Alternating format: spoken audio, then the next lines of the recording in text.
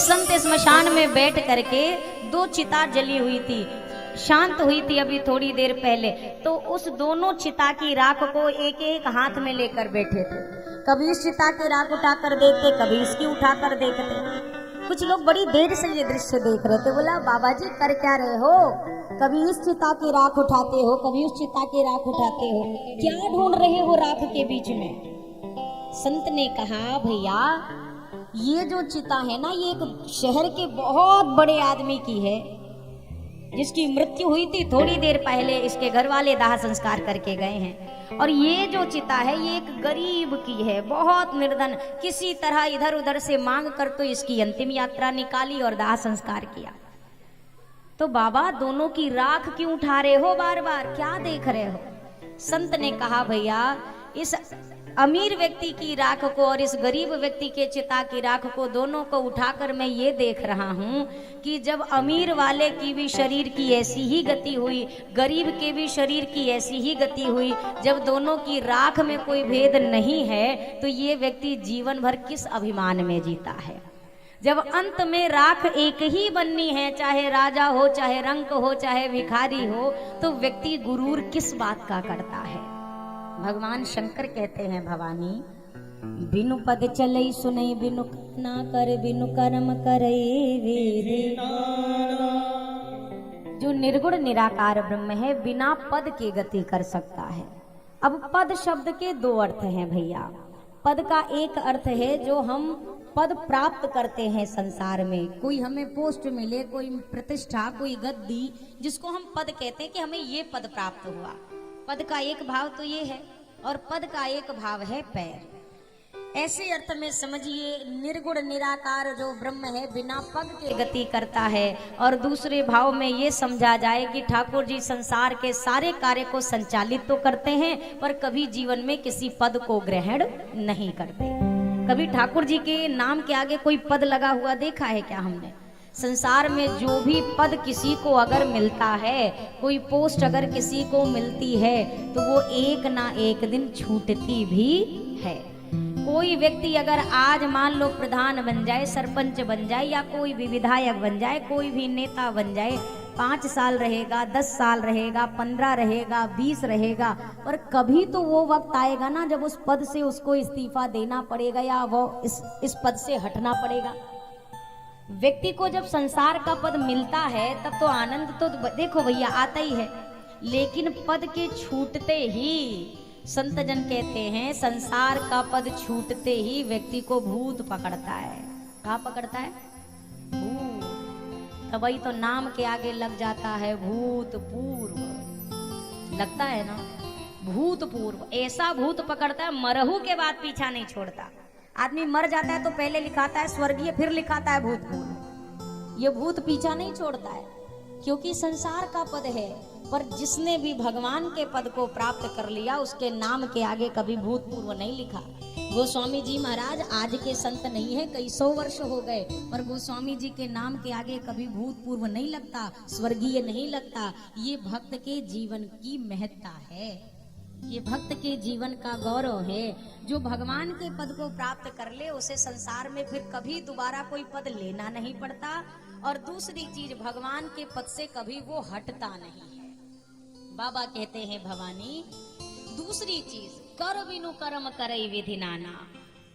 कर का एक अर्थ होता है हाथ, इसको भी हम कर ही कहते हैं, कर। और कर का एक अर्थ होता है टैक्स, जो हम सरकार को पे करते हैं, टैक्स भरते हैं ना, कि कुछ ना कुछ टैक्स देना है। अच्छा, कर बिनु ठाकुर जी संसार में हमें जो कुछ भी देते हैं, यहाँ की सरकार हमें जो सुविधा देती है सब चीज का कर हमसे वसूल करती है कि नहीं करती है? सड़क देती है तो उसका कर, बिजली देती है उसका कर, जो भी चीज सरकार की यहाँ व्यवस्था है हमको उसका टैक्स देना पड़ता है। प्रत्यक्ष या अप्रत्यक्ष रूप में हमको उसका कर देना पड़ता है। भगवान हमें इतना कुछ देते हैं, आज तक कभी भगवान ने हमसे टैक्स मांगा क्या? कहिए, भगवान ने हमसे टैक्स मांगा क्या?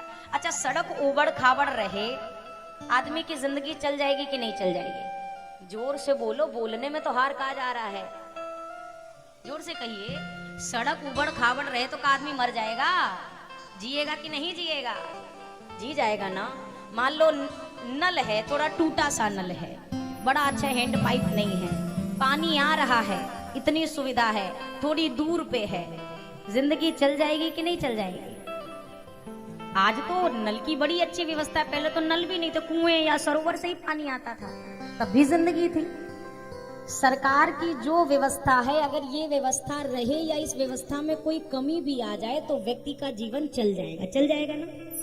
पर भगवान ने जो व्यवस्था दी है, ये जो हवा दी है, ऑक्सीजन दी है, भगवान का आज हमारा मूड नहीं है पूरा ऑक्सीजन देने का। आज सोच लो थोड़ा सा काट के दे।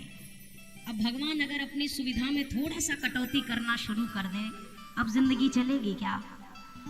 भगवान कहे कि धूप बहुत दे लिया, अभी 10 सुनने में आया कथा के पूर्व 8-9 दिन तक सूर्य भगवान के दर्शन नहीं हुए थे, इतनी जोरदार ठंड थी।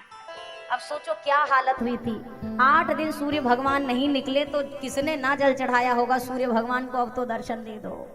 और अगर ठाकुर जी कहते बहुत ज्यादा लाइट दे दी, अब हम सोच रहे हैं अंधेरे में जियो कुछ दिन, जिंदगी चलेगी क्या भैया? अच्छा, ये जो सूर्य का प्रकाश कितना बढ़िया अभी की धूप लग रही है ना, इसके लिए कौन सा टैक्स पे करते हैं, कौन सा कर भगवान को देते हैं कि आज आपने हमें इतनी अच्छी धूप दी, हम आपको ये देते हैं? दिया क्या कभी? ये 24 घंटे जो श्वास ले रहे हो, इसके लिए भगवान को कौन सा टैक्स दिया? कोरोना आया था ना, यहाँ भी आया था, अच्छा आया था, सब जगह आया था, तो आया ही होगा यहाँ पे भी। अब आया तो था, ऑक्सीजन की कीमत ऐसे तो जिंदगी भर आदमी को नहीं पता चली, लेकिन जब कोरोना का समय आया, कोविड काल आया ना, तो सबको ऑक्सीजन की वैल्यू पता चली। व्यक्ति 1-1, 2-2 घंटे सांस लेने के लिए, ऑक्सीजन पाने के लिए हजारों हजार रुपए खर्च करने को तैयार था। एक सिलेंडर की व्यवस्था करा दीजिए, चाहे जैसे, बदले में 10,000 ले लो, 5,000 ले लो। मैंने ये घटना कई कथा में बताई कि एक वृद्ध व्यक्ति, उनको दिक्कत हुई ऑक्सीजन की, अब उनको ऑक्सीजन के सिलेंडर से ऑक्सीजन दिया गया, उनको बढ़िया से स्वस्थ हो गए, सब चीज हुए। 2 दिन केवल उनको ऑक्सीजन सिलेंडर के माध्यम से दिया गया हॉस्पिटल में। 2 दिन के बाद उनके हाथ में जब हॉस्पिटल का बिल आया 95,000 का, अब हाथ में बिल लेते ही जो बुजुर्ग थे वो हंस भी रहे हैं, थोड़े उदास भी हो गए, थोड़ा मुस्कुराते हैं, थोड़ा उदास भी हो जाते हैं। तो हॉस्पिटल के स्टाफ ने कहा कि बाबा कभी मुस्कुरा रहे हो, कभी उदास हो रहे हो, बिल ज्यादा लग रहा है क्या? बिल ज्यादा लग रहा है, रकम ज्यादा लग रही है? तो बाबा ने कहा नहीं, रकम ज्यादा नहीं लग रही, भगवान की कृपा से इतना है मेरे पास, मैं दे सकता हूँ। तो फिर क्यों कभी उदास हो रहे हो, कभी मुस्कुरा रहे हो? मुस्कुरा इस बात के लिए रहा हूँ कि बताओ, आपने मुझे 2 दिन के लिए ऑक्सीजन दिया और मेरे हाथ में 95,000 का बिल थमा दिया। और उदास इसलिए हूँ कि मेरे ठाकुर जी ने मुझे जीवन भर वायु दी, पर आज तक मुझसे 1 भी रुपए का कर नहीं मांगा। मैंने उनको 1 रुपए भी इसके बदले में नहीं दिए कि आपने मुझे ऑक्सीजन दी है, आपने मुझे इतनी सुंदर वायु प्रदान की है। तो ये बाबा कहीं ना कहीं ये दर्शाते हैं, कर बिनु करम। ठाकुर जी जितनी वायु, जितनी हवा, जितनी रोशनी, जितना प्रकाश एक पुण्यात्मा व्यक्ति को देते हैं ना, उतना ही पापी को भी देते हैं। ठाकुर जी कहीं भेदभाव नहीं करते, कहीं भेदभाव नहीं करते। कई बार होता है गांव परिवार में अगर कोई व्यक्ति कोई गलत आचरण कर देता है ना, तो घर परिवार गांव वाले उसका त्याग कर देते हैं कि आज से हमारी रिश्तेदारी में नहीं आएगा, आज से किसी भोज भंडारे में शामिल नहीं होगा। उसका गलत कृत्य जो होता है वो पूरे समाज से उसे अलग कर देता है। आज भी ये परंपरा गांव में है कि कोई अनुचित कार्य करेगा तो उसे गांव बिरादरी से अलग कर दिया जाता है। हम इतना देखते हैं, छोटी सी भूल भी हो या कोई भी अपराध हमारी दृष्टि से बड़ी है, चलिए मान लिया, हम उसका त्याग कर देते हैं। पर ठाकुर जी कितने कृपालु हैं, बड़े से बड़ा पाप करने वाला भी इसी धरती पे रहता है। पर ठाकुर जी ये नहीं कहते कि तेरे खेत में पानी गिराऊंगा, पापी के खेत में नहीं गिराऊंगा। वो जितना उसको देते हैं उतना उसको भी देते हैं। यही ठाकुर जी की कृपा का परिणाम है। व्यक्ति ये तो देखता है मैंने 4 दिन पूजा करी, भगवान ने उसका हमें फल नहीं दिया। अरे हमने जो 10 दिन तक गलती करी थी, क्या उसका दंड भगवान ने तुरंत दिया क्या? हमने किसी का हिस्सा लिया था, भगवान ने उसका दंड दिया था। अगर वो दंड देने में इतना इंतजार कर लेते हैं, तो थोड़ी सी अगर कृपा के लिए आप इंतजार कर लेंगे तो कौन सी बड़ी बात है। थोड़ा तो भाव को सुधारना पड़ेगा ना। बाबा कहते हैं भवानी, आपने कहा निर्गुण और सगुण अलग अलग है। मैंने कहा कि प्रथम दिवस में ये चर्चा करी थी कि भैया जिस प्रकार पानी ही बर्फ बनता है और बर्फ ही पानी बन जाता है, पानी को जिस भी बर्तन में रखिए, यद्यपि पानी का कोई आकार नहीं जमीन पर डाल दीजिए, वो फैल जाएगा, उसका कोई आकार नहीं।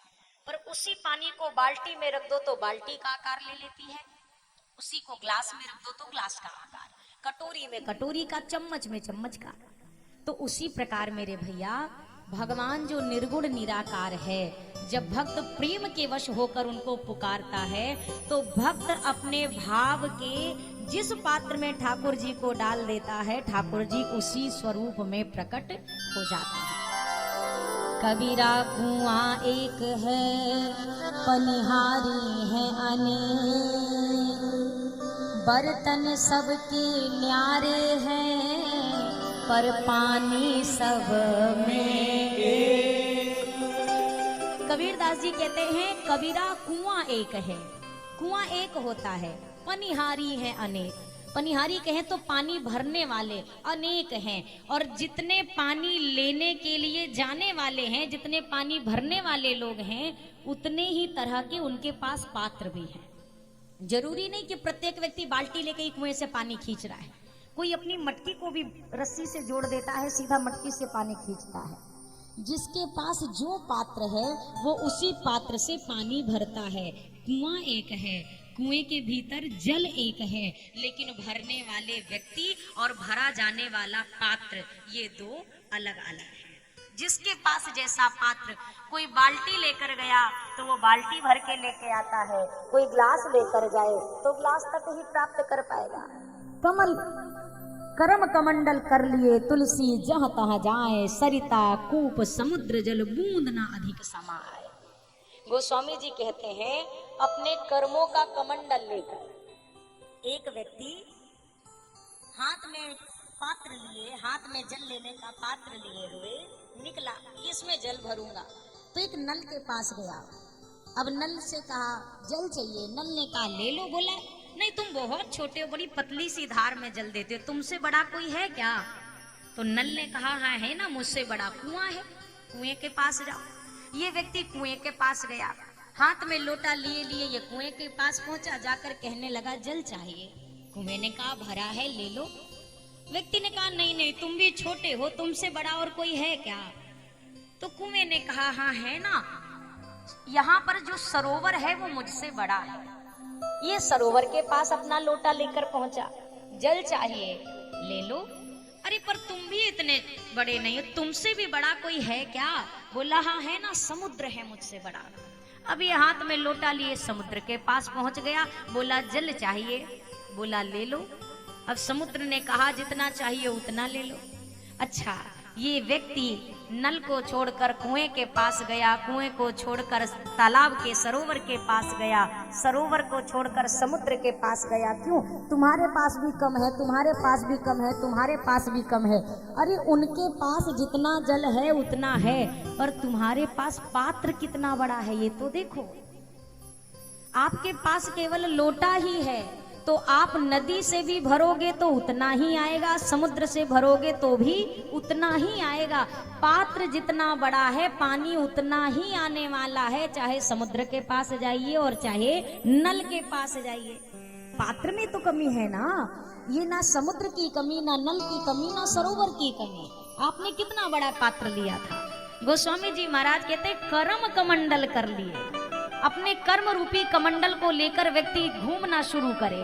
अब चाहे जिसके पास पहुंच जाए, कोई बड़े से बड़ा आदमी भी हो, कोई रईस से रईस व्यक्ति भी हो, चाहे जितना बड़ा हो, कर्म के कमंडल में जितनी जगह है उतना ही उसको प्राप्त होने वाला है, उससे बूंद भी अधिक उसको मिल नहीं सकता।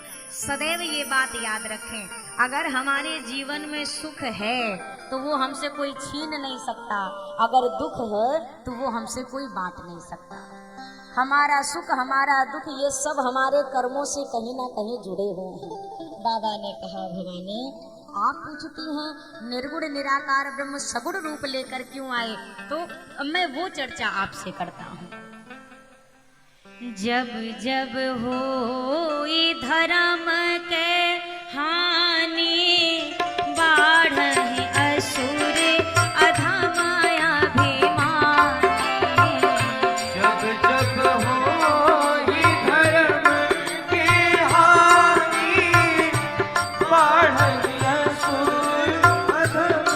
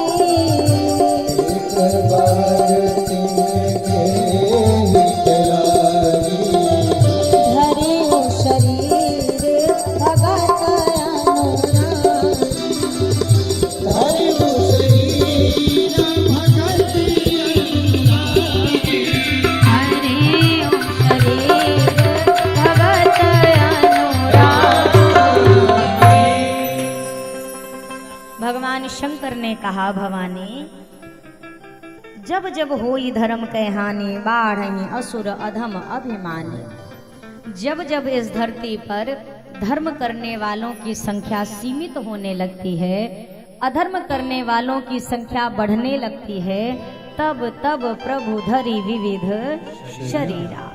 तब तब भगवान विविध रूप धारण करके इस धरती पर आते हैं और अपने भक्तों के कष्ट को दूर करते हैं।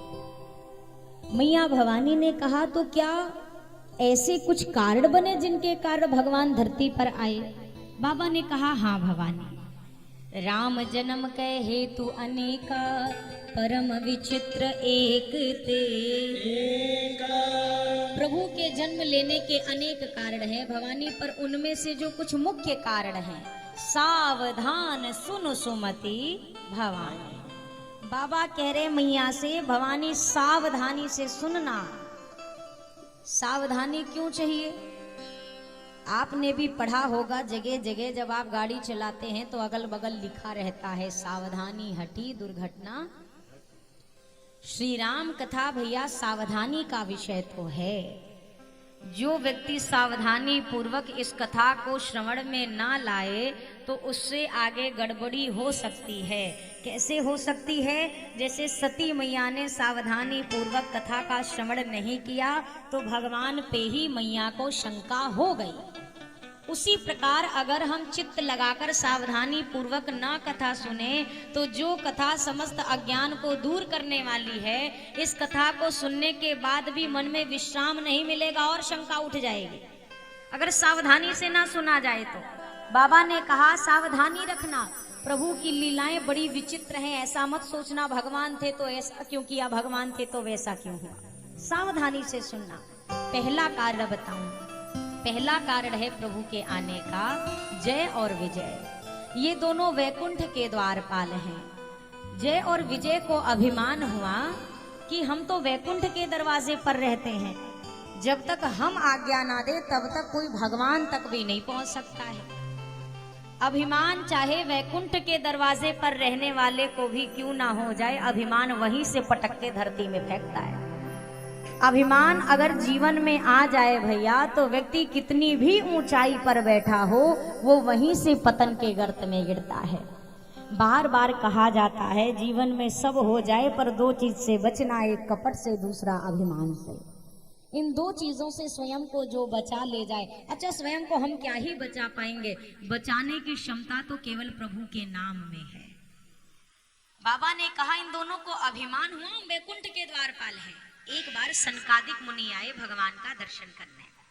जय विजय ने द्वार पर रोक लगा दी, अभी नहीं जा सकते। संतों ने कहा जाने दो, इन्होंने कहा नहीं जाने देंगे। संतों ने फिर कहा जाने दो, इन्होंने फिर मना किया। 3 बार जाने के लिए आज्ञा मांगी, 3 बार इन्होंने रास्ता रोका तो संतों ने क्रोध में आकर श्राप दे दिया, भगवान के दर्शन में बाधा बनते हो जाओ, राक्षस योनि में जन्म लोगे। भगवान ने पूछा इनकी मुक्ति कैसे होगी, इनका तो पूरा जन्म बिगड़ गया।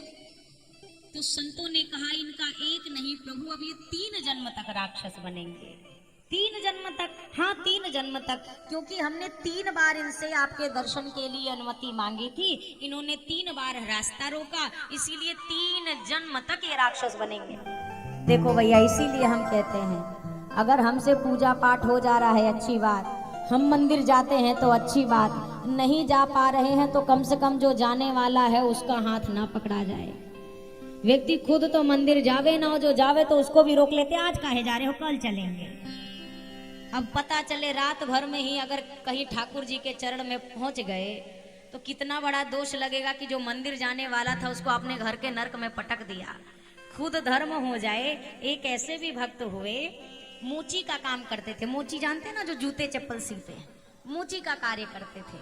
तो जब वो अपना कार्य करने बैठते तो गांव क्षेत्र में जब कहीं कथा होती ना, तो जो भक्त कथा सुनने के लिए जाते थे, कभी उनके पैर की पन्ही या जूते कभी टूट जाएं या फट जाएं, तो जब सिलवाते थे तो वो भगत उनसे पैसे नहीं लेते थे। बोले कि आप तो कथा सुनने जा रहे हो, ये तो कहे नहीं भैया ये तो तुम्हारी रोजी रोटी है, पैसे तो लेने पड़ेंगे। तो वो कहते थे भैया आपकी ये पन्ही कितनी भाग्यशाली है जो श्री राम कथा के पांडाल तक जाएगी। मैं तो नहीं जा पा रहा हूँ कथा सुनने, कम से कम जो आपको कथा तक ले जा रही है अगर उसकी मरम्मत मैं कर पा रहा हूँ तो उसके लिए भी क्या धन लूंगा आपसे। अब सोचिए ये कितनी बड़ी श्रद्धा है, कितना बड़ा योगदान है वो उनका।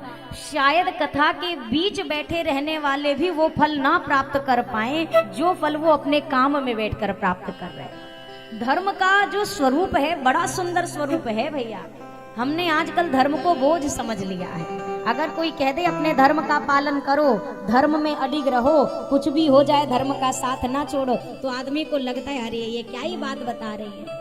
पर आप दर्शन करिए, भगवान आए भी तो क्यों आए, जब जब हो ये धर्म के हानि। धर्म के रक्षण हेतु ही तो भगवान आए हैं ना। जय और विजय को 3 जन्म तक राक्षस बनने का श्राप मिला है।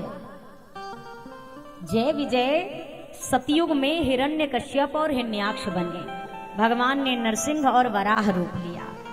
त्रेता युग आया तो रावण और कुंभकर्ण बने, भगवान ने श्री राम अवतार लिया। द्वापर का युग आया तो दंत वक्र और शिशुपाल बने, भगवान ने श्री कृष्ण अवतार लिया। श्री राम जी के इस दिव्य लीला में रावण बनने का भी अधिकारी उसको है जो जय विजय की तरह वैकुंठ के द्वार पर बैठकर चौकीदारी कर रहा हो। श्री राम कथा का एक एक जो पात्र है भैया कोई साधारण सहज पात्र नहीं है।